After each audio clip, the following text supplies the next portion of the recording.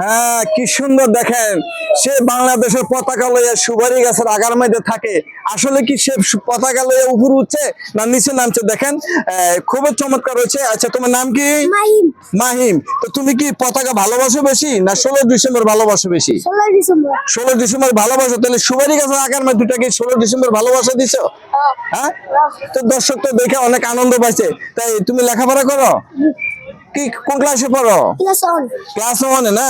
প্রিয় ভাই, আসলে খুব চমৎকার একটি আমরা নাটক পাইয়া গেলাম এখানে। এই যে বাচ্চাটা দেখেন 16 ডিসেম্বর এসে সুপারি গাছের আগার মধ্যে উঠে গেছে। এই যে সুপারি গাছ, আমরা বর্তমানে 4 নম্বরে আছি। এই 4 নম্বরে খুব চমৎকার একটি পার্ক এখানে। তাই তুমি আজকে এখানে কটার দিকে আছো তোমরা? আমরা সারাদিন। সারাদিন বাসা কোথায়? ওইখানে না? তোমাদের গ্রামের বাড়ি কোথায়? কিশোরগঞ্জ না? আচ্ছা, তোমরা কিছু খাইছো? না, আমরা খাইনি।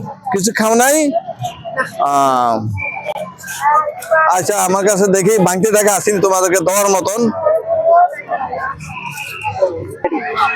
এই যে সুপারি গাছের আগার মধ্যে উঠছে, সে আমার কাছে সেলে উঠেছে যে বাংলাদেশে এই যে পতাকাটা শিয়া সুপারি গাছ আগা উঠছে। তো আমি তাকে খুশি হয়ে 100 টাকা দিছি, তারা সবাই নাস্তা খাবে। ঠিক আছে, তুমি খুশি আছো?